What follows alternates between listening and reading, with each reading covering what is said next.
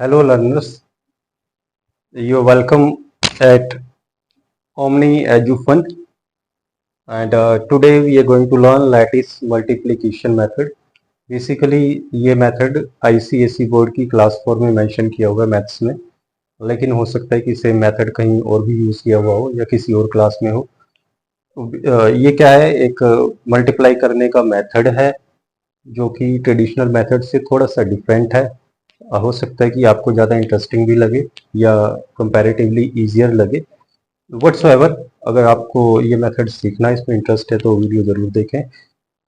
इसमें हम किन्हीं भी डिजिट्स की नंबर्स को मल्टीप्लाई कर सकते हैं। फॉर एग्जांपल यहाँ पर हम पहले मैं एक ट्रेडिशनल वे में एक मल्टीप्लिकेशन आपको करके दिखाता हूँ।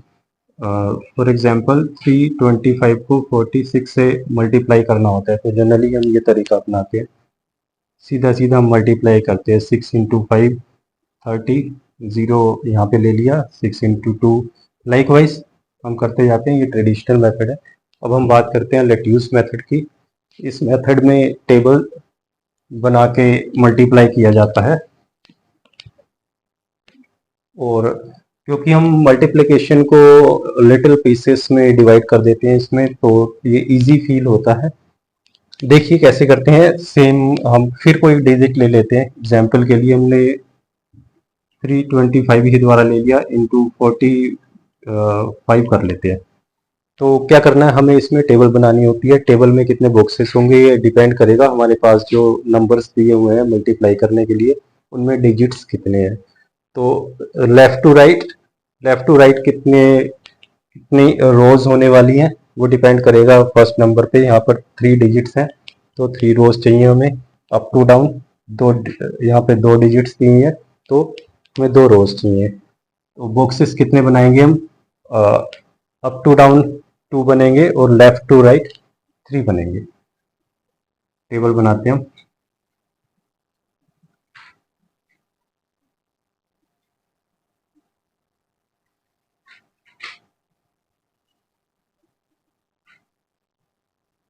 अब हमने क्या करना है, 325 325 3 डिजिट्स हैं तो इसको 3 पार्ट्स कर देते हैं लेफ्ट टू राइट में। नाप के करने की कोई ज़रूरत नहीं है, बस थोड़ा सा आइडिया हो, आइडिया से आप कर सकते हैं। अब अप टू डाउन देखो, जो हमारे नंबर दिया हुआ है उसमें 45 है, 2 डिजिट्स हैं तो पूरे बॉक्स को हम 2 पार्ट्स में डिवाइड कर देते हैं। फर्स्ट स्टेप है ये। अब हम नंबर देखेंगे यहाँ पे 325, सिंपली लेफ्ट टू राइट लिखते जाएंगे। 5 लिख दिया, 325। दूसरा है 45, 45।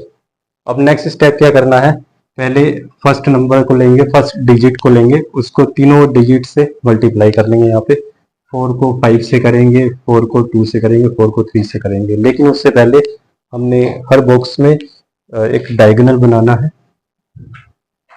यहाँ पे बनाना है। इसी को मैं आगे कंटिन्यू कर देता हूँ। उसी तरह से हम यहाँ पे डायगोनल्स बनाएंगे, इसमें बनाएंगे और लास्ट में इस पे बना दिया। अब हम इनको डिजिट्स को मल्टीप्लाई करेंगे। 4 को 5 से करेंगे, फिर 4 को 2 से करेंगे, फिर 4 को 3 से करेंगे। जो प्रोडक्ट्स आते जाएंगे इनमें लिखते जाएंगे। लिखने का तरीका क्या आप देखिए, जैसे मान लो जैसे 4 को 5 से मल्टीप्लाई करना है तो 4 इंटू 5 कितना होता है 20, और लिखेंगे कैसे 20 को, 2 ऊपर 0 नीचे। फिर वही काम हमने नेक्स्ट करना है 2 के साथ। 4 इंटू 2 8, 8 के लिए 8 में सिंगल डिजिट है। अब यहाँ पे फिर दूसरे ट्रायंगल में हम क्या करेंगे, 0 लिख देंगे। हमें एटलीस्ट 2 डिजिट्स तो लिखनी पड़ेंगी, दो पार्ट्स किए हमने हर बॉक्स के। सेम थिंग करेंगे। अब 4 को 3 से मल्टीप्लाई करते हैं, कितना आ रहा है 4 इंटू 3 12, 1 यहाँ आ गया, 2 यहाँ पे आ गया। अब यही काम हम 5 के साथ करेंगे। 5 को तीनों से मल्टीप्लाई करेंगे 1 बाई 1। 5 इंटू 5 कितना होता है 25, 2 5। 5 को 2 से मल्टीप्लाई करिए, कितना हो रहा है 10, 1 0। 5 को 3 से मल्टीप्लाई करिए, कितना हो रहा है 15। 5 इंटू 3 15। तो ये इतना काम हो चुका है। अब नेक्स्ट स्टेप हमने क्या करना है, सारे डायगोनल्स को आगे बढ़ाते जाना है। इन्हीं लाइंस में आगे बाकी की कैलकुलेशन होनी है। जितने भी डायगोनल्स बने हैं उनको बनाते जाएंगे। इन 3 लाइंस में इनमें ये वाले डिजिट्स आने हैं सारे। कैसे लिखे जाएंगे वो भी बताता हूँ। फिलहाल हमने क्या करना है, जो किनारे वाले 2 ट्रायंगल्स बचे हैं इनकी डिजिट्स बाहर लिख लेते हैं। ये 1 हमने यहाँ पे लिख दिया। यहाँ पे क्या आएगा 5, यहाँ से यहाँ आ गया। अब क्या करना है, हम यहाँ से शुरू करेंगे। 1 2 3 है। इस केस में हमारे पास 3 रोज हैं, तो इनमें टोटल कैसे करना होता है, 0 + 2 + 0। इसको ऐसे लिखेंगे 0 + 2 + 0। इनका टोटल करेंगे कितना आ रहा है। अगर ये किसी भी रो में 2 डिजिट्स का आ रहा है लास्ट वाली को छोड़ के, तो 2 डिजिट्स में से हमने लेफ्ट वाली को हम अगली रो में लिख देते हैं और राइट वाली को वहीं लिखा रहने देते हैं। अगर 2 में आता है तो, सिंगल में है तो फिर कोई जरूरत ही नहीं है। फिर आगे पास ऑन नहीं करना है उसको। 0 2 0 टोटल कितना हो रहा है 2। अब यहाँ के डिजिट्स देखते हैं। यहाँ देखिए 5 + 1 + 8 + 2, यहाँ पे आएगा 2 डिजिट्स में। तो उस डिजिट्स के साथ आगे क्या करना है ये अभी आप देखिए। 5 + 1 + 8, ठीक से लिख देते हैं इसको, 8 + 2। अब टोटल करिए इनका कितना हो रहा है। 5 + 1 6 + 8 14 + 2 16। अब 2 डिजिट्स आ गए 16 1 6। तो अब हमने क्या करना है, इस 1 को हम सर्कल कर देंगे और इसको आगे शिफ्ट करेंगे।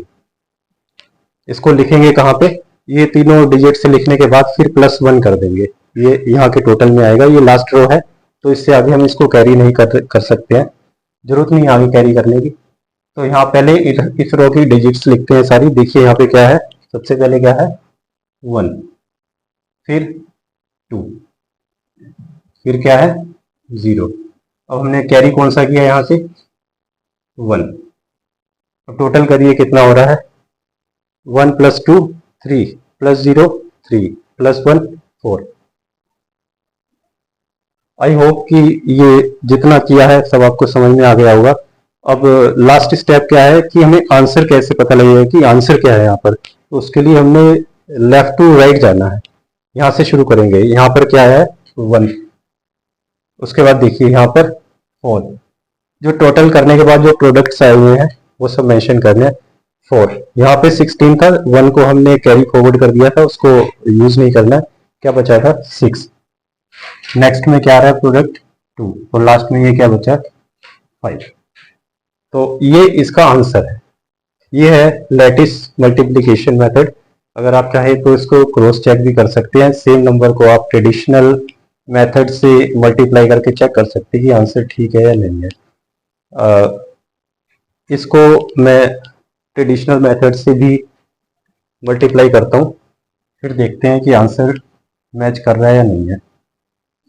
325 यहाँ का हिस्सा इरेज कर सकते हैं, अब इसकी जरूरत नहीं है।